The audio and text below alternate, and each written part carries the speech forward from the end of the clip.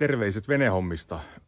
Tänään on helmikuun 28. päivä, eli viimeinen päivä. Ja nyt näyttää siltä, että tuossa venerannassa niin jää on siinä määrin ohutta ja niin semmoista sohjoa jo, että nyt vaikuttaa siltä, että saadaan fasteri veteen. Ja mehän laitetaan se heti, kun saadaan vaan veteen.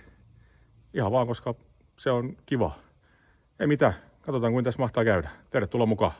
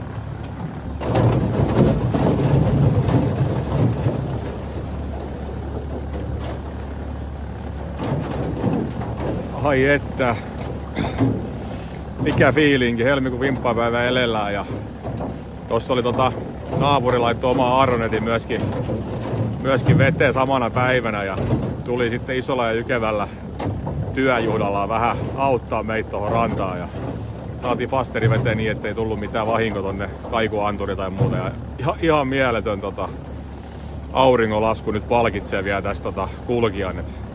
Ei mitään, kiitoksia Heselle ja Rikulle sinne vaan, niin ihan vimpan päälle. Kerta kaikkiaan aivan upeeta.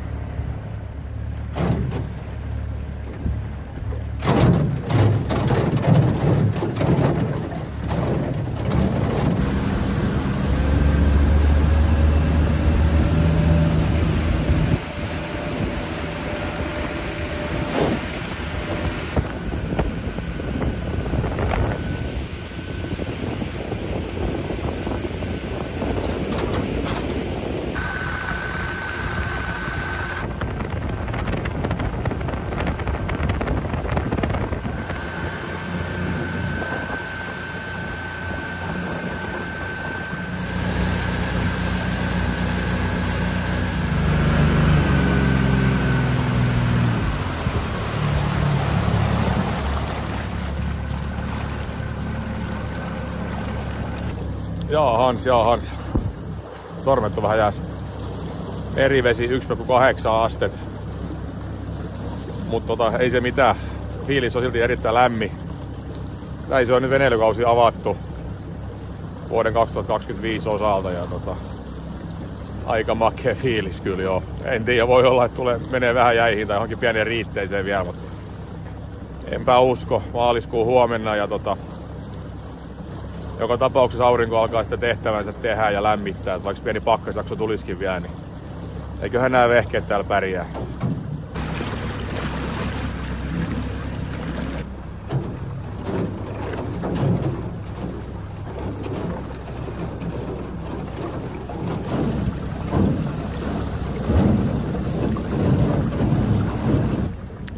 Ei kai siinä mitään.